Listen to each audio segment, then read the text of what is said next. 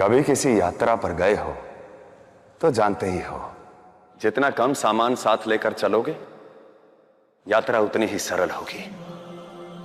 हमारा जीवन भी तो एक यात्रा ही है जिसमें भार उठाता है हमारा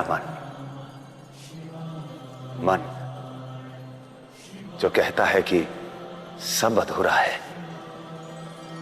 जो हर स्थान में केवल कमियां देखता है, जो कहता है जो किया जो मिला औरों से कम है। ये कम पाने की सोच ईर्ष्या बनकर मन को भारी कर देती है, परंतु जो नहीं पा सके उस पर विलाप करने से श्रेष्ठ क्या ये नहीं कि सच्चे मन से जो मिला है उसका आभार करो। अब तक जो तुमने श्वास ली है उनके लिए धन्यवाद करो। ईर्ष्या जीवन को कठिन बना देती है और आभार मन के भार को हल्का। यदि जीवन भारहीन करना है तो ईर्ष्या नहीं आभार चुनो। संसार में सबको कहते सुना होगा कि ध्यान से काम करो फल मिलेगा, परंतु कई बार ध्यान लगाने पर भी परिश्रम करने पर भी मनचाहा परिणाम नहीं मिलता। तो क्या इसका कारण नियति है, भाग्य है? नहीं, इसके पीछे मर्म है। ध्यान कहां लगाया था? हम अपना सारा ध्यान केवल वस्तुओं को संभालने पर लगा देते हैं, परंतु जिस सोच जिस विचार से काम का आरंभ किया था उस पर से पकड़ ढीली कर देते हैं। फल पर सोच केंद्रित करते करते कर्म के कारण से ध्यान हटा देते हैं। तो ध्यान फल पर नहीं कर्म पर रखो, तभी फल का आनंद ले पाओगे। एक सीप से जब रेत का एक कंकड़ मिलता है तब जाकर मोती का निर्माण होता है, और इन दोनों में से कोई भी अकेले मोती का निर्माण नहीं कर सकते। निर्माण के लिए दोनों की आवश्यकता है। उसी तरह नव निर्माण के लिए यदि आप स्वयं में ही लिप्त रहेंगे, नए विचारों का स्वागत नहीं करेंगे, तो आप कुछ अवश्य बना लेंगे, परंतु सर्वश्रेष्ठ नहीं। सर्वश्रेष्ठ नव निर्माण के लिए आपको अपने विचारों को खुला रखना होगा, नए विचारों का स्वागत करना होगा। और जब निर्माण का नया विचार और निर्मिति की नाव प्रयास एकत्रित होगी, तब सर्वश्रेष्ठ नव निर्माण होगा। जन्म से मृत्यु के बीच जो समय है वो जीवन नहीं कर्म है, और दो जन्मों के मध्य जो कर्म है वही जीवन है। जीवन अच्छा है या बुरा ये कर्म निश्चित करता है। अच्छे कर्मों का फल सुख देता है और बुरे कर्मों का फल दुख भरा जीवन। आप अपने जीवन के शिल्पकार स्वयं हैं, इसलिए किसी को भी अपने जीवन के लिए दोष ना दें। अपने कर्म का आधार सुदृढ़ करें। जीवन का अर्थ और मार्ग दोनों जान जाएंगे। आप सभी यशस्वी होने के लिए परिश्रम करते हैं, पर क्या आप यशस्वी हो पाते हैं? क्या यशस्वी होने के लिए केवल आत्मबल और मनोबल पर्याप्त हैं? नहीं, इन गुणों के साथ साथ आवश्यक है समर्पण, क्योंकि आत्मबल विश्वास जागृत करता है, मनोबल आत्मविश्वास, और समर्पण यश को जागृत करता है। इसलिए जो भी कार्य करें उसे संपूर्ण समर्पण के साथ करें, ताकि यश भी आपके प्रति समर्पित हो जाए। और स्मरण रखिए, समर्पण से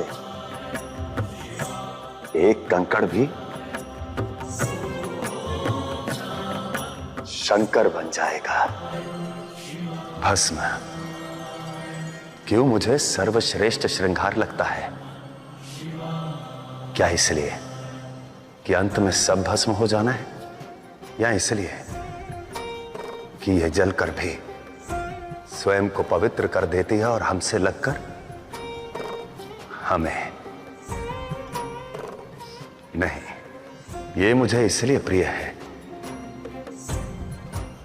क्योंकि जब ये लगती है तो मन शुद्ध हो जाता है,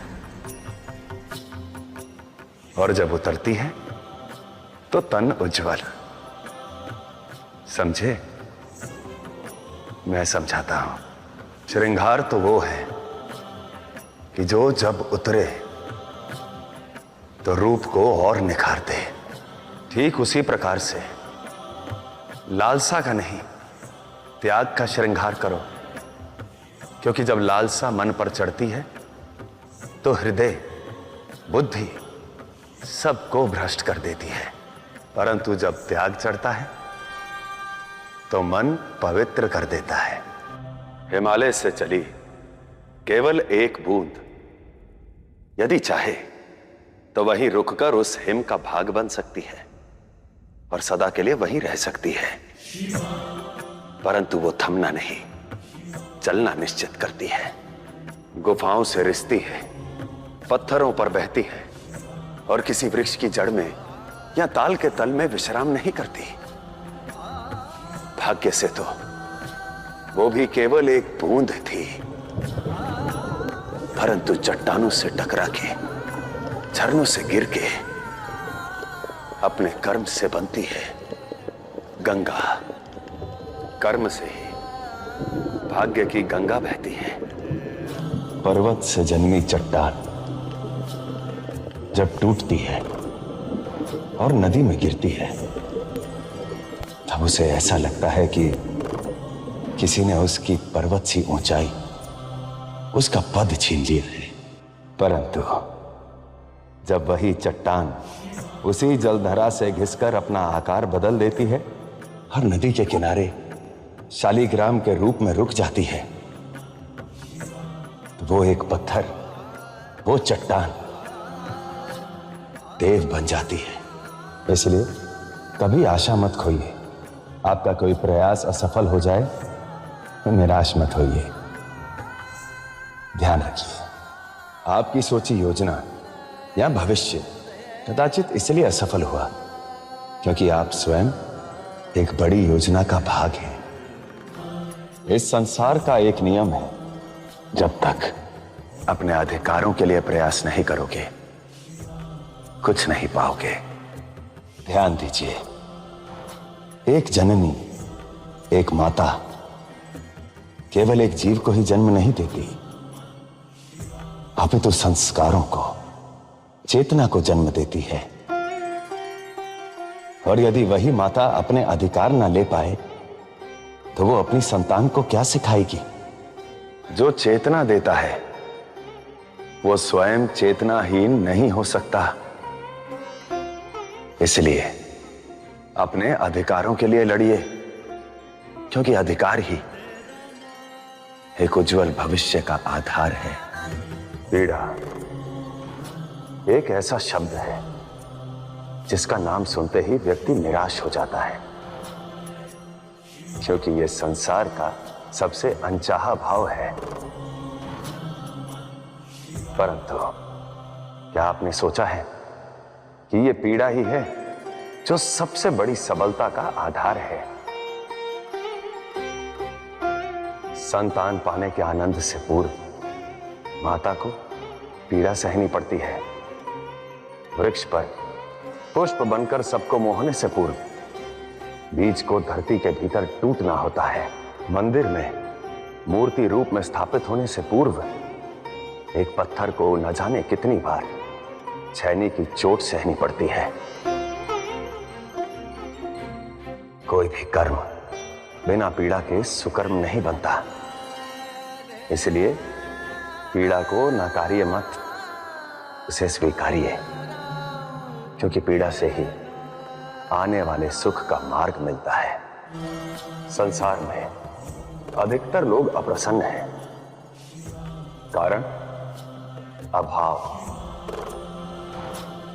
कोई शिक्षा से वंचित है तो कहता है कि शिक्षा के अभाव में है, कोई गुरु के अभाव में है, कोई प्रेम, कोई बल, तो कोई धन के अभाव में है।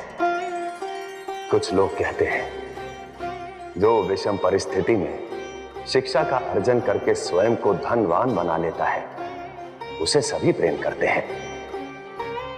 क्यों? क्योंकि अभाव नाम का कुछ है ही नहीं।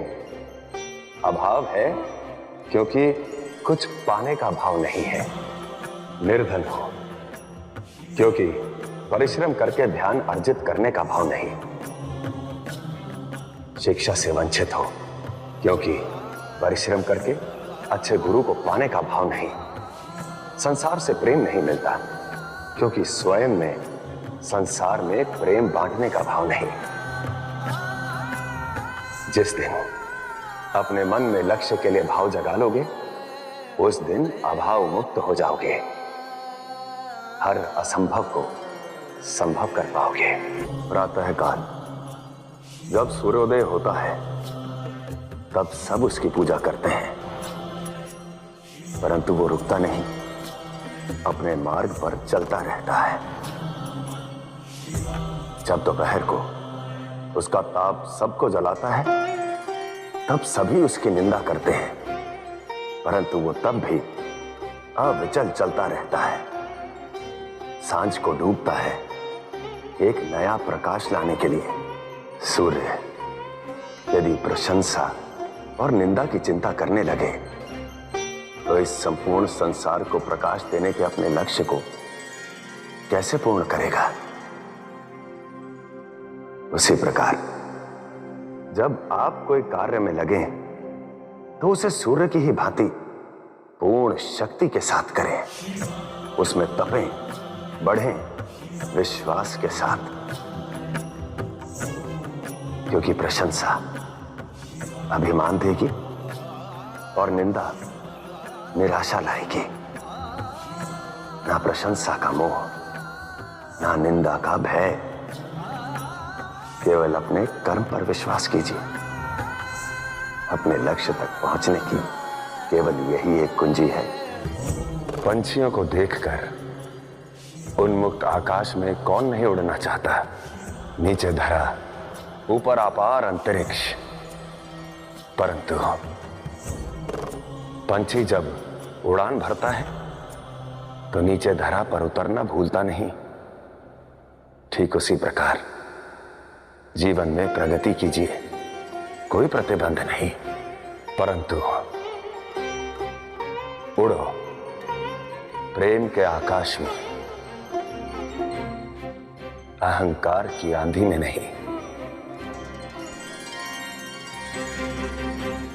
क्योंकि जो भी आपकी प्रगति की प्रशंसा करते हैं, उसकी सराहना करते हैं, आपके शुभचिंतक, आपके अपने, यदि आप उनसे दूर हो जाएंगे, उन्हें खो देंगे, तब आप अपने अस्तित्व की धरा खो देंगे।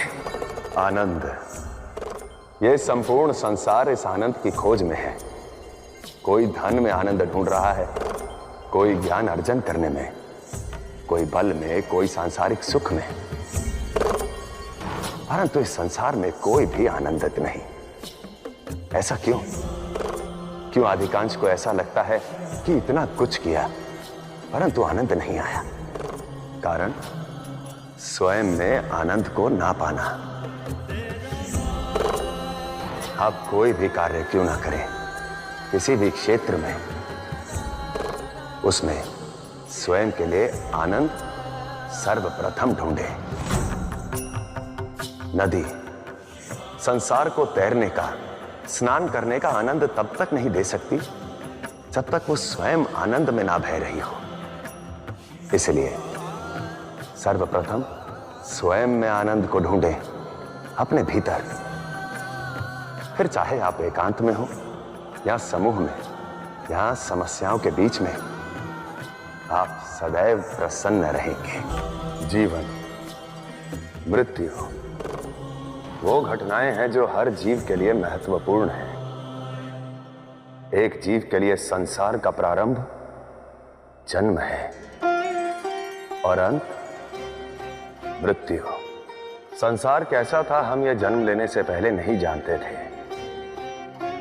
परंतु ये संसार हमें कैसे स्मरण करेगा, ये हमारे कर्म पर निश्चित है। जन्म और मरण की चिंता छोड़ दो, जो हाथ में है उसका चिंतन करो, अच्छा मार्ग अपनाओ, अच्छे कर्म करो। जीवन, मृत्यु वो घटनाएं हैं जो हर जीव के लिए महत्वपूर्ण हैं। एक जीव के लिए संसार का प्रारंभ जन्म है और अंत मृत्यु। संसार कैसा था हम ये जन्म लेने से पहले नहीं जानते थे, परंतु ये संसार हमें कैसे स्मरण करेगा, ये हमारे कर्म पर निश्चित है। जन्म और मरण की चिंता छोड़ दो, जो हाथ में है उसका चिंतन करो, अच्छा मार्ग अपनाओ, अच्छे कर्म करो। दिशा, संसार में कुछ भी पाना हो तो उचित दिशा पाना आवश्यक है। लक्ष्य तक पहुंचने के लिए ठीक दिशा में प्रयास करना आवश्यक है। ध्रुव तारे को पाने के लिए यदि दक्षिण दिशा में परिक्रमा करते रहोगे तो लक्ष्य को कैसे प्राप्त करोगे। जब भी अग्निकांड होता है तो आप सभी सबसे पहले उस अग्नि को बुझाने का प्रयत्न करते हैं और उसके बुझते ही प्रश्न करते हैं, विचार करते हैं कि कैसे लगी, किस कारण लगी। उसके बाद सावधानी बरतते हैं कि दोबारा ऐसा ना घटे। समस्या आने पर सही दिशा में सोचना आवश्यक है। पहले निवारण फिर चिंतन करोगे तो समाधान बनोगे, समस्या नहीं। संवाद एक माध्यम है मन के बीच विचारों के आदान प्रदान का। इस संसार में हर जीव संवाद से अपनी भावनाएं व्यक्त करता है, कोई स्वर से तो कोई बिना कहे। यह संवाद ही तो है जो बड़े से बड़ी समस्या का हल निकाल सकता है, और यही संवाद नई समस्या को जन्म भी दे सकता है। बस शब्द ये निश्चित करते हैं कि शब्द औषधि का काम कर रहे हैं या विष का। शब्द ब्रह्म भी है तो ब्रह्मास्त्र भी। तो शब्दों को चुनने से पूर्व उनके पीछे के विचार को समझिए, क्योंकि यदि शब्द मुखर गए तो यही संवाद विवाद में बदल सकता है, और यदि विचारों को महत्व दिया तो यही संवाद संबंधों में बदला जा सकता है। तो चयन आपका है। संवाद विचारों का होगा तो हर प्रश्न का उत्तर मिलेगा, और यदि केवल शब्दों का होगा तो और नए प्रश्न खड़े कर देगा। श्रावण सबसे पावन महीना, जिसमें बरसता है उतना ही पावन, निश्चल और पवित्र जल। परंतु देखने वाली बात यह है कि इसी जल की भिन्न भिन्न बूंदों का भविष्य भिन्न भिन्न होता है। कोई गंगा में मिल जाती है तो पूजनीय हो जाती है, कोई कीचड़ में मिलती है तो मैली, और यदि कोई सर्प ग्रहण कर ले तो विष बन जाती है। सबके उत्पन्न होने का स्थान भी एक है और जन्म का समय भी एक। तो फिर सबका भविष्य भिन्न क्यों? संगति। इसलिए कोई भी कार्य शुभ मुहूर्त में करने से संपन्न नहीं होता। उसमें लगे लोगों की सोच, संगति और उनके लक्ष्य का शुभ होना आवश्यक होता है। दीपक को प्रकाश के लिए किसी दूसरे दीपक की आवश्यकता नहीं होती, बस उसे आरंभ में एक लौ की आवश्यकता होती है। फिर वो लौ चाहे यज्ञ से हो, चूल्हे से हो या चिता से, ठीक उसी प्रकार से ज्ञान और सत्य की खोज में भटको मत। स्वयं में खोजो। स्वयं को जलाने की इस यात्रा को दीपक को स्वयं ही करना होता है। वो किसी अन्य की बाती से प्रकाश नहीं दे सकता। शुद्धि बहुत आवश्यक है, क्योंकि यदि शुद्धि ना हो तो अमृत विष बन जाता है, और यदि शुद्धि है तो विष औषधि। शरीर की शुद्धि केवल जल स्नान से हो सकती है, और मन की शुद्धि का मार्ग है सत्य वचन।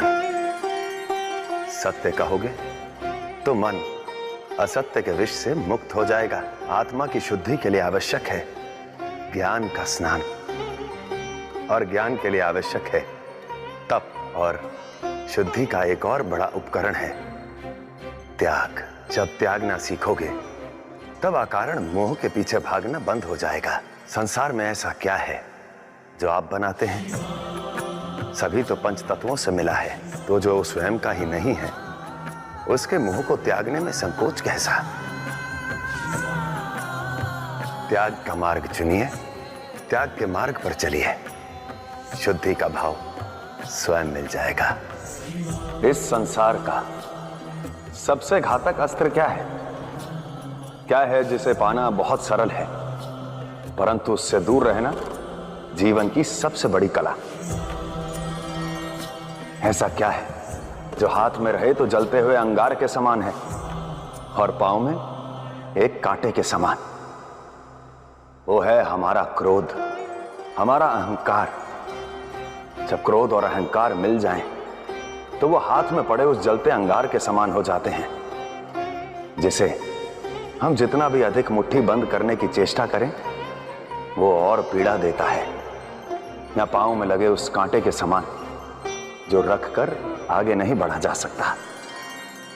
तप का तो अर्थ ही है क्रोध को साधो, त्याग का तो अर्थ ही है अहंकार को त्यागो, अन्यथा अंत तांडव करने को प्रस्तुत रहेगा।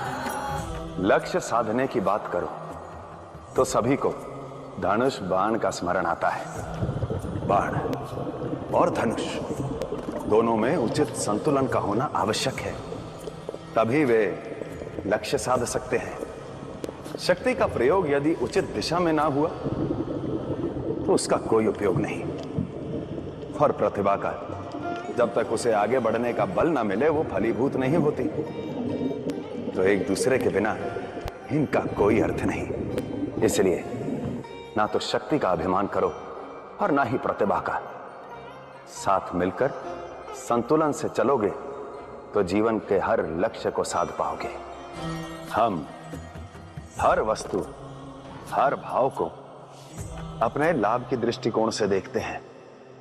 जो बल दे वो अमृत, जो बलहीन करे वो हलाहल, जो सुगंध दे वो पुष्प, और जो चुभे वो शूल। परंतु सारा खेल हमारी दृष्टि का है, हमारे विचारों का है। इस संसार में ऐसा कोई शब्द नहीं जिससे मंत्र के भांति शक्ति ना पाई जा सके। धतूर, उस जैसी वनस्पति को लोग विष समझते हैं, उसमें भी औषधीय गुण हैं।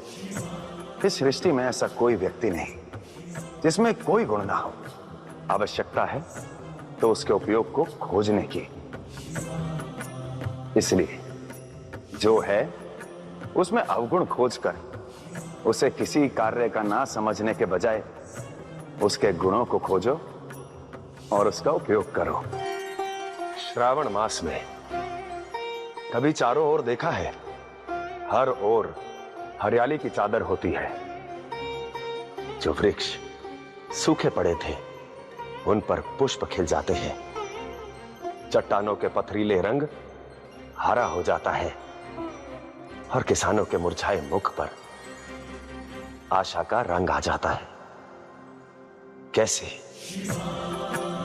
जल से, जिसका स्वयं कोई रंग नहीं होता, परंतु जिस पर गिरता है उसका रंग ही बदल देता है। इसलिए तो जल को देव माना जाता है। तो सावन के जल सा बनो, ना मोह ना द्वेष, परंतु जहां जाओ वहां प्रसन्नता का रंग बिखेर दो। संसार के लिए सफल व्यक्ति की परिभाषा है उसकी कठोरता। जैसे कि चट्टान और पर्वत, इनका तो व्यक्तित्व ही कठोर है। ये अपने स्थान से हिलते नहीं। परंतु जल की धारा, उसके निश्चय में कठोरता है कि उसे बहना है। वो बार बार चट्टान से टकराती है परंतु रुकती नहीं। अंततः चट्टान तो वहीं रहती है और जलधारा उसको काटकर अपना मार्ग बना लेती है। तो सफलता का आधार निश्चित रूप से कठोरता है, परंतु निश्चय की कठोरता, व्यवहार जल के भांति सरल होना चाहिए। वैराग्य, मोक्ष, शांति और परमानंद का मार्ग है। वैराग्य का अर्थ है स्वयं से जुड़ जाना, अपने मन पर नियंत्रण कर लेना। जिन कारणों के कारण हम सभी इस संसार से कटना चाहते हैं वो तो सभी हमारे मन के भीतर ही है। काम, क्रोध, अहंकार, लोभ, मोह, ईर्ष्या, यदि इन सब पर नियंत्रण पा लिया तो आप वैरागी हो गए। सदैव स्मरण रखिएगा, यदि ये संसार किसी काम का ना होता तो ना होता। जीवन संसार से कटने के लिए नहीं है, स्वयं से जुड़ने के लिए मिला है। यह संपूर्ण संसार समझता है कि हम सभी संसार के मोह में जकड़े हुए हैं। मनुष्य जीवन ही दुखों का सागर है, परंतु ऐसा नहीं है। प्रकृति जीवन को जन्म देती है, दुखों का सागर हम उसे बनाते हैं। जब एक जीव जन्म लेता है तो ना उसमें काम होता है, ना क्रोध, ना अहंकार, ना लोभ, ना ईर्ष्या। इन शत्रुओं को जागृत करते हैं हम स्वयं और इन्हीं से घिर जाते हैं। प्रकृति के विपरीत सरल नहीं रहते, अधिक शक्तिमान होने के लिए प्रतिस्पर्धा में जुट जाते हैं। जबकि सुख का प्रथम आधार सरलता है। तो सरल रहो, सुखी रहो, यही मंत्र है। नदियां, सरोवर, सागर, इन सब की लहरों के बीच नौका विहार करना कितना अच्छा लगता है ना। नौका जो स्वयं का भार लेकर हम सबको इन लहरों पर तैराती है, परंतु चारों ओर पानी के घिरे रहने से भी ये नौका डूबती नहीं, परंतु यदि इसके तल में छेद आ जाए तो ये उसी जल में डूब जाती है। ठीक उसी प्रकार एक व्यक्ति का पतन तब तक नहीं हो सकता जब तक कि स्वयं उसमें मलिनता ना आ जाए, कोई अवगुण ना आ जाए। इसलिए अपने पतन का दोष किसी और को मत दो, वो चाहे जितना भी बुरा क्यों ना हो। आपका पतन कोई नहीं कर सकता यदि आपके भीतर मलिनता नहीं, अवगुण नहीं। यही सत्य है। शक्ति जिसके बिना इस संसार में कुछ भी संभव नहीं। अथाह प्रयत्न, अथाह परिश्रम से मिलती है शक्ति, परंतु उस शक्ति को पाने से बड़ी साधना शक्ति को साधने में है। बढ़ी हुई शक्ति के साथ बड़े उत्तरदायित्व को निभाने में है। सूर्यदेव अपनी शक्ति और उत्तरदायित्व के लिए स्वयं को जलाकर इस संपूर्ण संसार को प्रकाशित करते हैं। इसलिए प्रकाश देने वाले दीपक का उपयोग केवल पूजा में होता है, परंतु सूर्यदेव, उन्हें पूजा जाता है। और यदि शक्ति के साथ यदि उत्तरदायित्व ना हो तो वो व्यक्ति राहु के समान कलंकित हो जाता है। जो अमर है, इतना शक्तिशाली है कि सूर्य को ही ग्रहण कर ले, परंतु उसे पूजा नहीं जाता, क्योंकि वो अपनी शक्ति के साथ मिले उत्तरदायित्व को भूल चुका है। अब यह चयन आपका है कि राहु के समान शक्ति का अनुपयोग करना है या सूर्यदेव के समान शक्ति का सदुपयोग करके पूज्य बन जाना है। स्मृति, कितनी विचित्र बात है। हम पिछले जन्म में क्या थे, हम अब क्या हैं, हम क्या भूले हैं और हमने क्या श्रेष्ठ किया है। ये सब स्मृतियां मिलकर आपको आपका अस्तित्व देती है, आपका व्यक्तित्व देती है। परंतु स्मृतियों को भूल जाना आपके वश में नहीं, केवल समय के वश में है। परंतु हमें क्या स्मरण रखना है, यह हमारे वश में है। मीठी और प्रेरणादायक स्मृतियों को संजो कर रखिए, तभी जीवन सुखी और सरल होगा। यज्ञ, हवन, इनका केवल एक ही उद्देश्य और एक ही भाव होता है, शुद्धिकरण। इनमें दी जाने वाली आहुति त्याग का प्रतीक है, परंतु यज्ञ यदि परमार्थ के लिए नहीं, स्वार्थ के लिए किया जाए तो उसका फल अशुभ होता है। इसलिए जीवन के यज्ञ में अभिमान की आहुति ना देकर किसी के अपमान का उद्देश्य साधने का प्रयास करोगे तो उत्तर में केवल विनाश मिलेगा।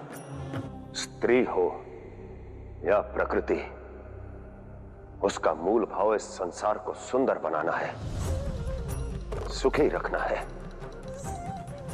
और जो शक्ति हमें सुखी रखने का प्रयास कर रही है, उसका अपमान कदापि स्वीकारा नहीं जा सकता।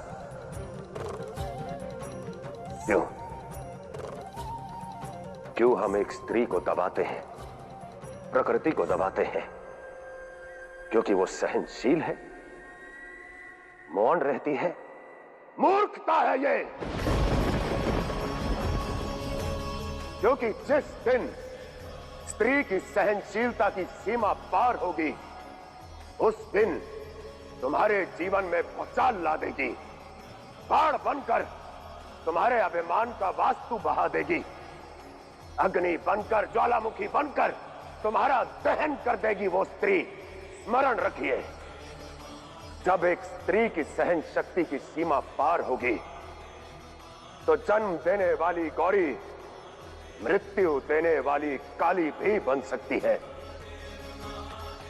स्त्री का अपमान करने वालों,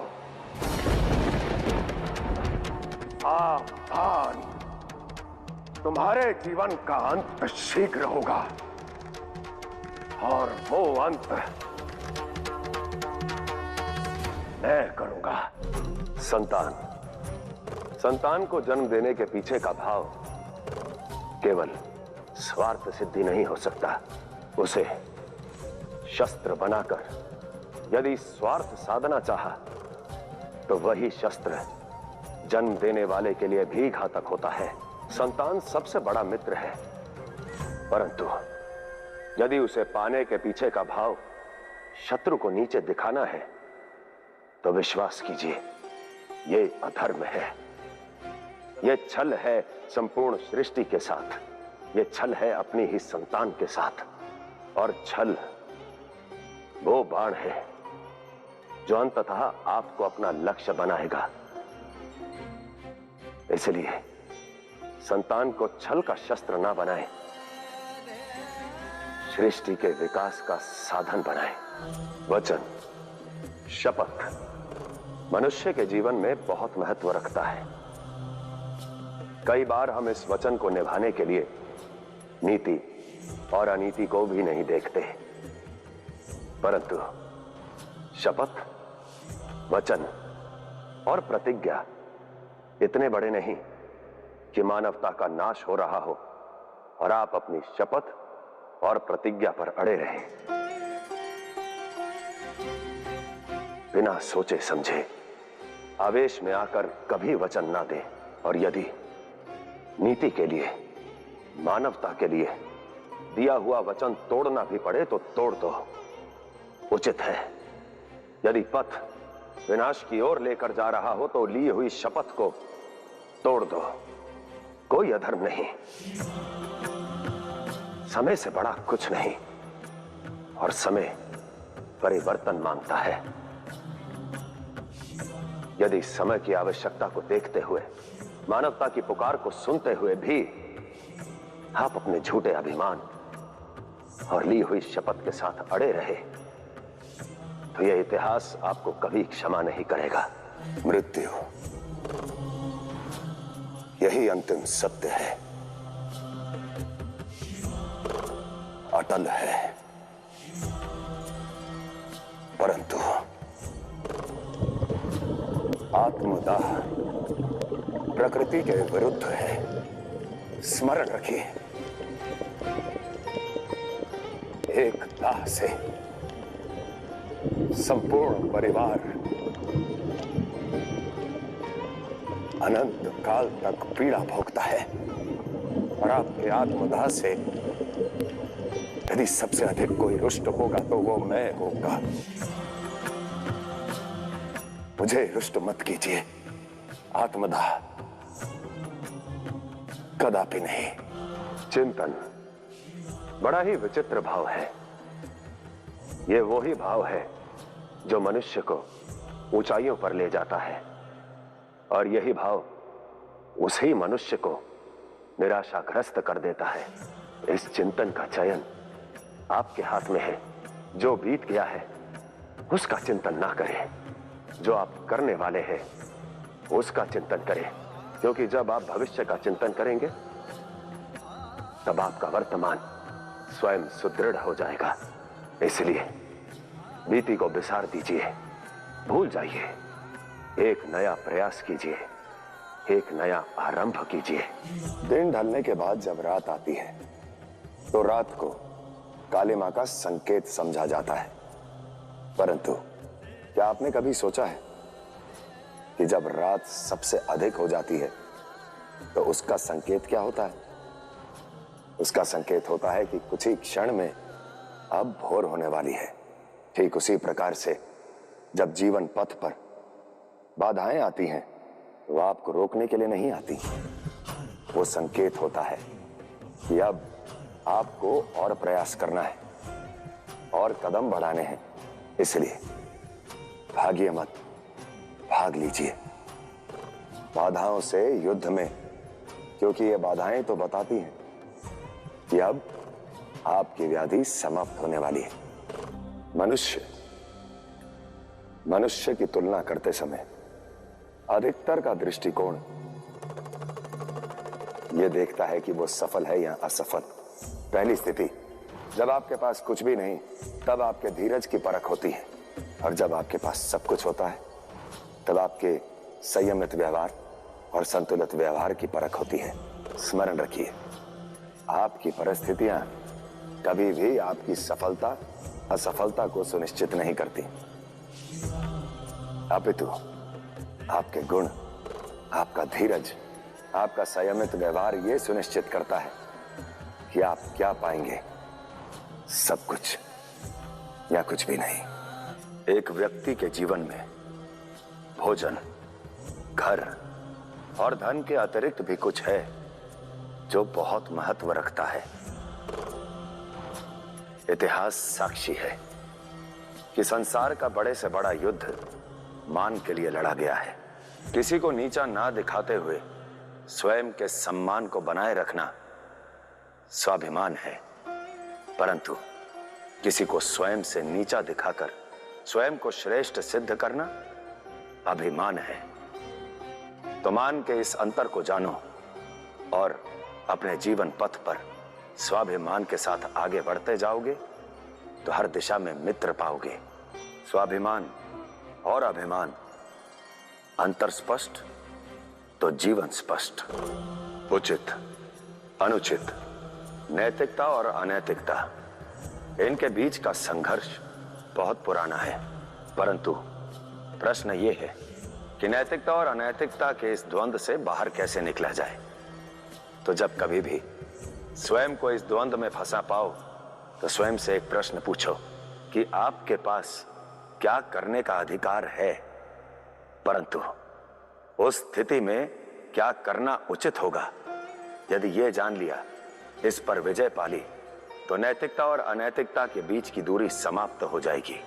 परंतु स्मरण रहे, महत्वपूर्ण निर्णय लेने से पूर्व भयभीत होना गलत बात नहीं, भयभीत होकर निर्णय ना लेना यह गलत है। इसलिए भय आपको कर्तव्य पथ से भगा देगा और साहस आपका मार्ग प्रशस्त करेगा। श्रावण मास में पड़ने वाली अमावस्या को हरियाली अमावस्या कहा जाता है। इस अमावस्या के दिन राहु अपनी पूर्ण शक्ति में होता है और इस दिन स्तोत्र का पाठ राहु के बुरे असर को नियंत्रित करता है। इस दिन पवित्र नदी में स्नान, ब्राह्मण भोज, गौदान, वस्त्रदान और अन्नदान आदि का बहुत महत्व है। मां गंगा या किसी पवित्र सरोवर में स्नान कर तुलसी की विधिवत पूजा करें। अच्छा आचरण, विचरण और मन में यदि सदैव सकारात्मक विचार रखोगे तो यही दिन नहीं अपितु आपके जीवन का हर दिन शुभ हो जाएगा। परिस्थितियां, समय और भाग्य कभी एक जैसे नहीं रहते। जब भी बुरी परिस्थितियां या बुरा समय आता है तो मनुष्य सर्वप्रथम ईश्वर को दोष देता है। कहता है कि जिसे हमने पूर्ण श्रद्धा से पूजा, जो हमारा आराध्य है, वो आज हमारे कष्ट में, हमारे संकट में मौन क्यों है। परंतु हमें स्मरण रखना चाहिए कि गुरुकुल में, विद्यालय में जब परीक्षा होती है तब एक शिक्षक मौन रहकर अपने विद्यार्थियों की प्रतिभा और कौशल देखता है। ठीक उसी प्रकार आपके आराध्य, आपके इष्ट आपकी परीक्षा के समय मौन रहते हैं, आपको सीखने का अवसर देते हैं। इसलिए जब भी हताश हो तो अपने इष्ट, अपने आराध्य पर से विश्वास न खोएं, केवल स्वयं के कर्म में आस्था लाएं।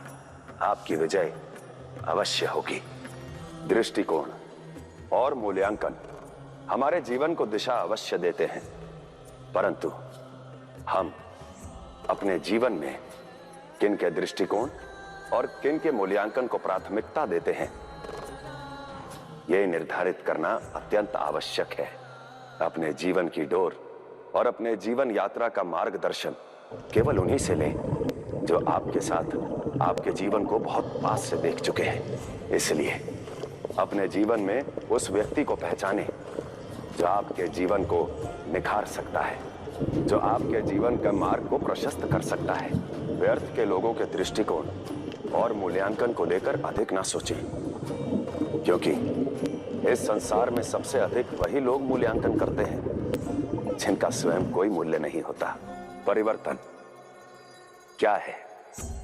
इस एक शब्द के मर्म को ऊपरी तौर से समझना उतना कठिन नहीं जितना कि इसे गहराई से समझकर अपने जीवन में आत्मसात करना है। मात्र वचन, वस्त्र या परिवर्तन लाकर आप अपने जीवन में सत्य नहीं प्राप्त कर सकते।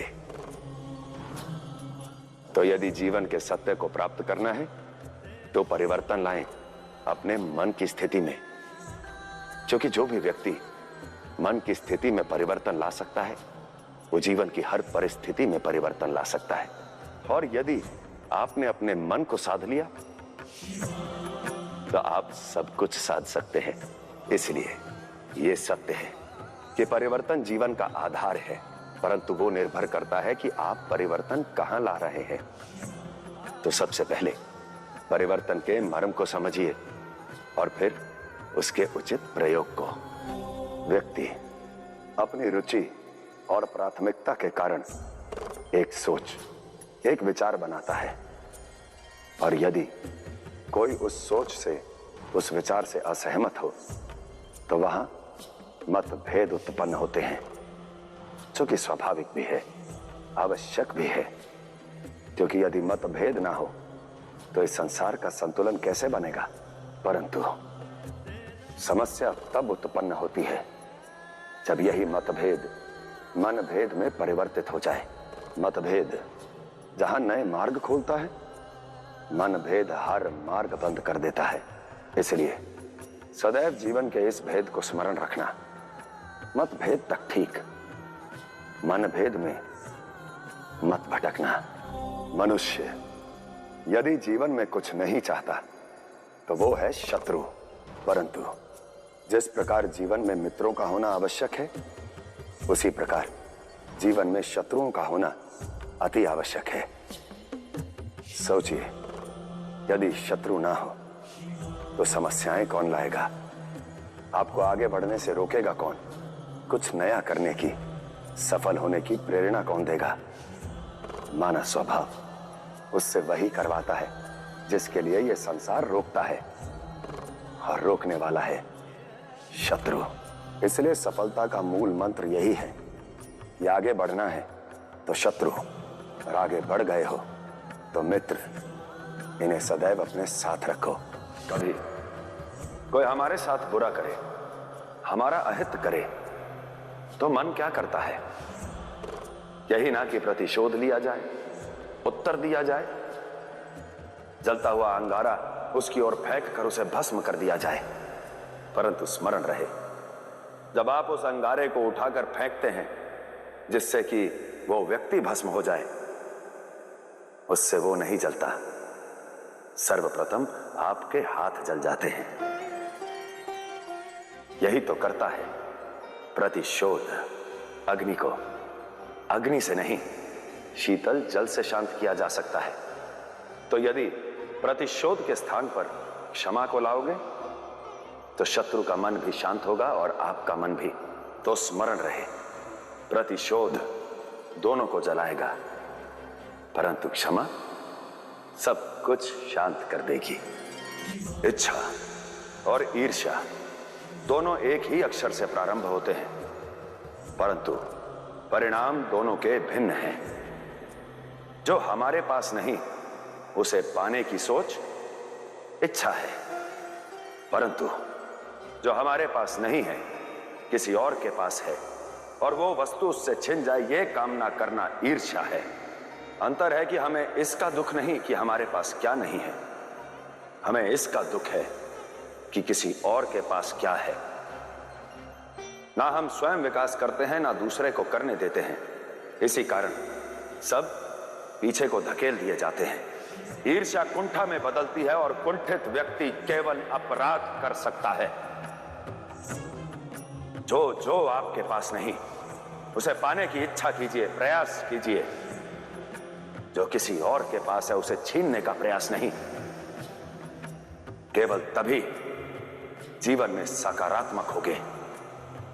ईर्ष्या कदापि नहीं। मां संसार में सबसे महान, परंतु क्यों?